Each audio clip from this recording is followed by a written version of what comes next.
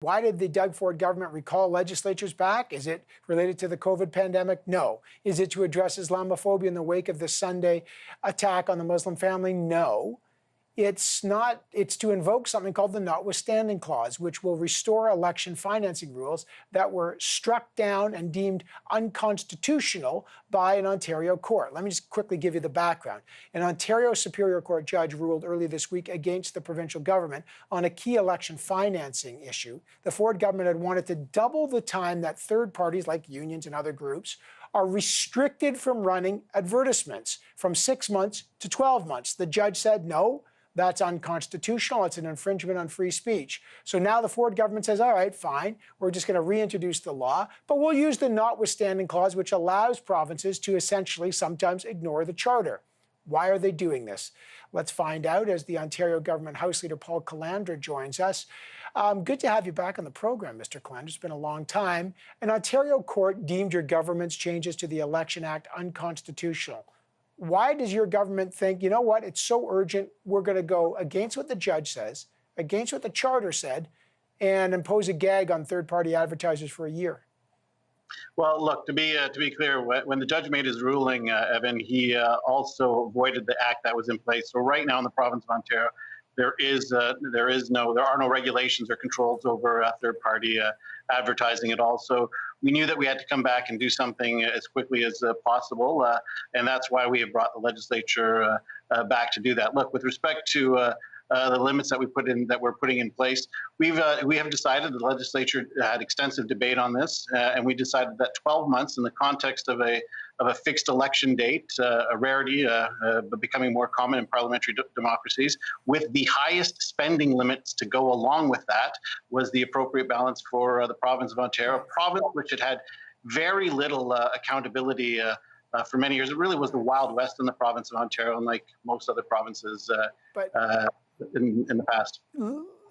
Okay, but Mr. Calandra, no one's saying that the issue of campaign finance and advertising is not an issue, but I think the key word is said, we decided. Your government decided that it's okay to go against the charter, go against what a judge says, a Superior Court judge says is the Constitution, and infringe on free speech. You realize when governments make decisions that they're going to use the constitutional nuclear button to limit free speech because you believe it's necessary. Don't you see that's a little dangerous?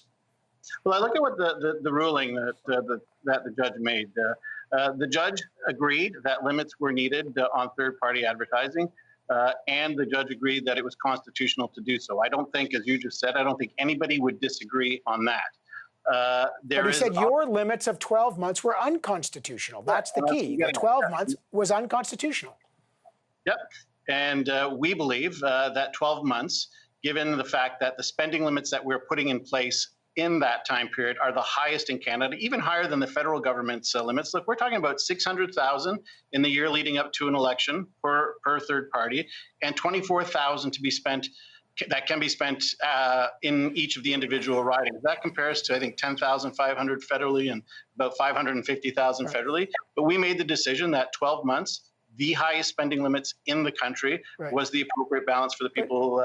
Sir, just respectfully, you're talking the politics, and I think the judge is talking the principle here, and the principle is the Constitution. The Canadian Civil Liberties Association, they're saying, given the subject of the law and its impact of the provincial election, it's cravenly self-interested and abuse of an extraordinary power. Look, I know your government was blasted by a lot of union ads, and you don't like it, and now they're going to be limited for 12 months.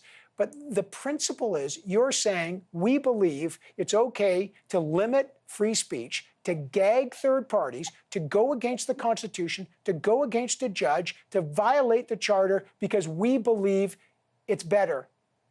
Do you realize that that's a dangerous precedent for governments to be able to use this power to do that in principle? Look, Evan, what we're actually bringing forward is a law which allows and codifies the fact that third parties can and should be able to participate in elections in the province of Ontario. We're doing it at the highest level in the country, higher than even the federal government levels do, for the province of Ontario only. We are codifying that in law.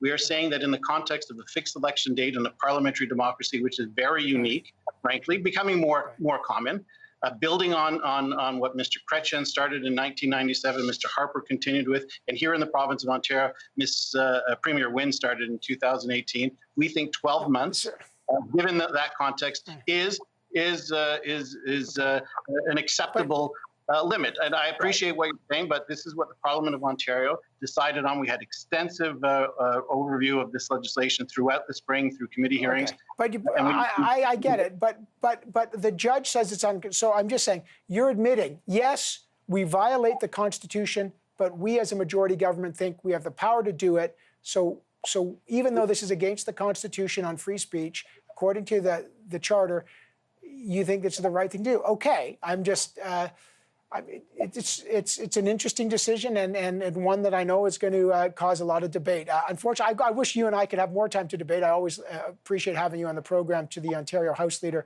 Paul Calandra, but I do appreciate you joining us, Mr. Calandra. Thank you. Thanks, Evan. Thanks for having me.